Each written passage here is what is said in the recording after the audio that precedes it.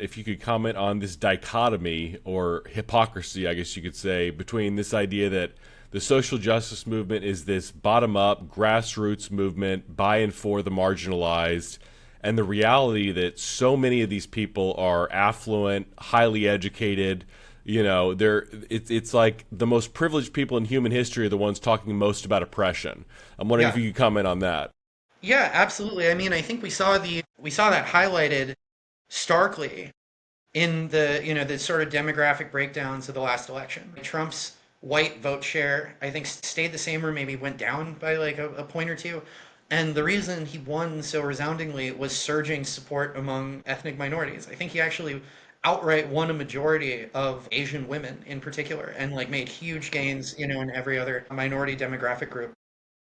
And yeah, I mean, the fact is that like very little of this is organic and nothing about this coalition makes sense, right? So like, there's it's like feminists, LGBT, and then also like a lot of, minority communities like blacks and Hispanics that generally have very traditional attitudes about like gender roles and sexuality, right? It never made any sense, right? And it was the idea was basically you offer each group their number one priority and then hope that they'll just sort of tolerate you offering that to all the people they hate, right? And it's just not working anymore, and you're right that like these attitudes don't reflect what any large group of like normal working class people think, right? Like regular no there's no population of regular people who are, like mechanics, plumbers, like IT people. Like you can't find a group of people who believes that like sex differences are not meaningful, right? You can't Mm. find that, right? It doesn't exist anywhere. And like